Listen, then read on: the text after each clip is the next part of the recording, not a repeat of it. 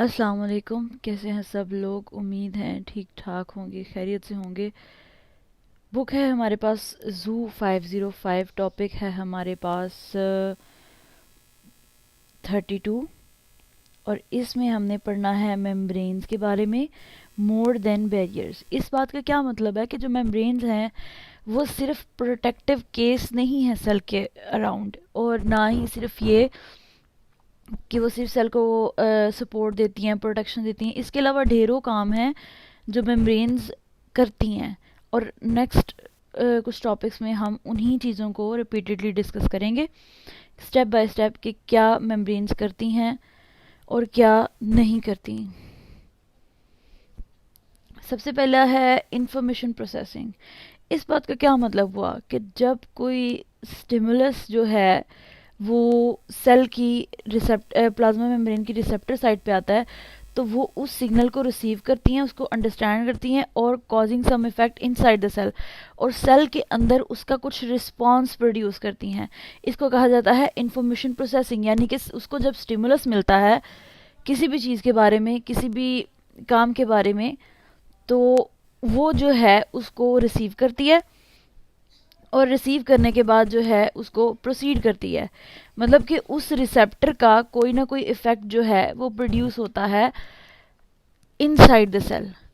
Next, this is out energy transformation. Energy transformation में क्या होता है कि आउटसाइड द सेल जो है एनर्जी मिलती है प्लाज्मा मेम्ब्रेन को, और उसके पर्टिकुलर रिसेप्टर्स जो हैं, जैसे कि मतलब फॉस्फोरिलेशन के जो रिसेप्टर्स हैं, फॉस्फोरिलेशन के जो एटीपी पंप जो हैं, वो क्या करते हैं, एडीपी लेते हैं सेल के अंदर से, उसके साथ एक फॉस्फेट मिलाते हैं, और बाहर से जो एनर्जी उन्हें as a source of sunlight मिल रही होती है, वो उसको जो है कैरी करते हैं, और उसको जो है फिर आगे फंक्शंस उससे परफॉर्म करते हैं।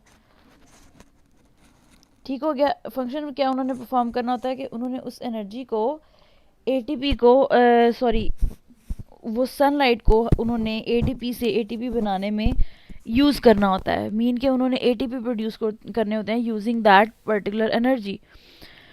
उसके अलावा है ऑर्गेनाइजिंग केमिकल रिएक्शन, यानी कि उन्होंने सेल के अंदर कुछ केमिकल रिएक्शन जो हैं वो प्रोसीड करने होते हैं, और फंक्शंस को एक रेगुलर वे में करना होता है, परफॉर्म करना होता है।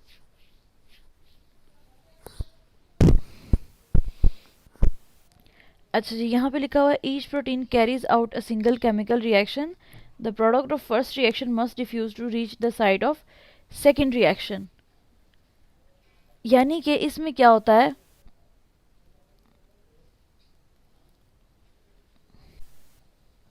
अब अगर हम यहाँ पे देखें तो outside of the cell each protein carries out a single chemical reaction.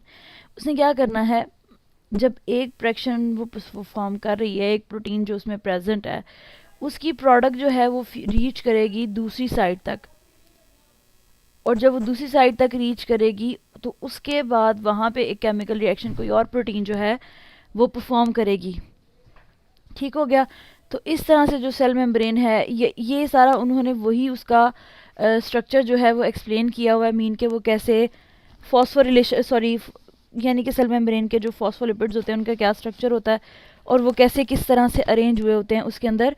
ये सारा मतलब उसकी जो एक्वस इन्वायरमेंट के अंदर, यानी कि जो उसका हाइड्रोफोबिक पार्ट होता है वो एक्वस इन्वायरमेंट को रिपेल करता है, और जो उसका हाइड्रोफिलिक पार्ट होता है वो एक्वस इन्वायरमेंट के अंदर डिजॉल्व हुआ होता है। जैसे कि ये हाइड्रोफिलिक पार्ट है जो कि उसके अंदर डिजॉल्व हो जाता है, और ये हाइड्रोफोबिक पार्ट है जो कि वाटर को रिपेल करता है, जिसकी वजह से जो है इस तरह सी की एक शेप बनती है। यानी कि जो फैटी एसिड की लेंथ है ना वो 14 टू 24 सीज, ये हमने पहले बहुत दफ़ा पढ़ा हुआ है। ये जो लाइन बनती है ना, सेल के अंदर भी वाटर होता है और आउटसाइड द सेल भी वाटर होता है, लेकिन इसके बावजूद जो सेल मेम्ब्रेन है हाइड्रोफिलिक कैरेक्टरिस्टिक्स रखने के बावजूद जो है डिजॉल्व नहीं होती। उसकी वजह होती है ये इसका हाइड्रोफोबिक पोर्शन जो वाटर को रिपेल करता रहता है, और इसको एक शील्ड की सूरत में जो है स्प्रेड करके रखता है सेल के अंदर वाटर और बाहर वाटर होने के बावजूद। देन ये उन्होंने आपको एक शीट की वो दिखाई भी हुई है कि अंदर से हाइड्रोफिलिक पोर्शन है। अब वो जो हाइड्रोफिलिक कैरेक्टरिस्टिक्स है वो वाटर की मूवमेंट में बहुत हेल्प आउट करती है, लेकिन उसकी वजह से जो है हमारी सेल वॉल डिज़ोल्व नहीं होती। ठीक हो गया। इस टॉपिक में बस इतना ही, बाकी कैरेक्टरिस्टिक्स हम पढ़ेंगे नेक्स्ट टॉपिक में।